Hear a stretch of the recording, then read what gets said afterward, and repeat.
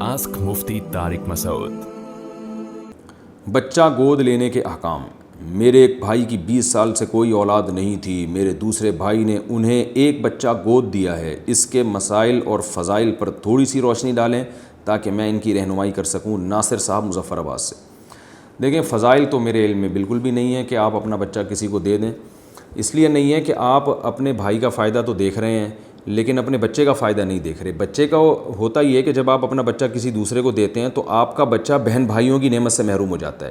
یاد رکھیں، بچے کی جو گروتھ ہے نا مینٹلی، اور اس کی جو ذہنی گروتھ ہے، اس کے لیے ضروری ہے کہ بچے کے پاس بہن بھائی بھی ہول سیل کے حساب سے موجود ہوں، کیونکہ بچہ ان سے اپنی دل کی بات شیئر کرتا ہے، بہت جلدی بولنا سیکھتا ہے۔ بہن بھائیوں کی موجودگی میں احساسات پیدا ہوتے ہیں، محبت پیدا ہوتی ہے، جذبات پیدا ہوتے ہیں، ایک دوسرے کے ساتھ کھیلتے ہیں، تو اس لیے وہ جلدی گروتھ کر جاتے ہیں مینٹلی۔ جن بچوں کے بہن بھائی ہوتے ہیں، یہ تو UK کے جو نوبل انعام یافتہ اور امریکہ کے جو نوبل انعام یافتہ ماہر نفسیات ہیں، ان کی بات میں آپ کے سامنے کر رہا ہوں کہ جس بچے کے بہن بھائی کثرت سے ہوں اور خاص طور پر قریب العمر ہوں، یہ جو 2 بچوں میں زیادہ گیپ ہوتا ہے نا، اس سے بھی بچے کو نقصان ہوتا ہے، کیونکہ بچے کو اپنی عمر کے قریب کوئی بہن یا بھائی نہیں ملتا۔ وہ فرق آ جاتا ہے اس میں، یعنی عمر کا گیپ آ جاتا ہے، جس کی وجہ سے مینٹل پھر ان کے آپس میں ملتے نہیں ہیں۔ تو آپ اپنا بچہ جب کسی کو دیں گے تو اس میں نقصان یہ ہوگا کہ وہ بچہ بہن بھائیوں سے محروم ہوتا ہے، اور اس میں اس کی جو گروتھ جس طرح سے ذہنی ہونی چاہیے وہ بعض دفعہ نہیں ہو پاتی۔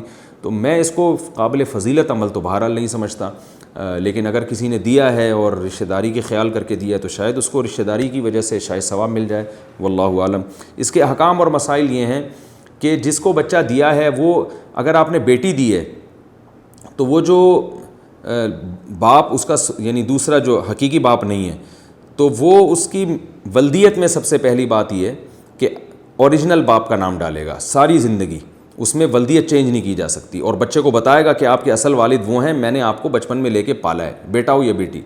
دوسری بات، اگر وہ بیٹی ہے تو اس کا اس سے پردہ ہوگا، جو گارجن ہے، اس کا جو سرپرست بنا ہے، جوان ہوگی تو پردہ کرنا پڑے گا اس بیٹی کو۔ اور بیٹا ہے تو جو ماں بنی ہے ابھی، جو نیچرل ماں یعنی حقیقی ماں نہیں ہے بلکہ اس نے ماں بن کے پالا ہے، تو وہ ماں اس سے پھر پردہ کرے گی۔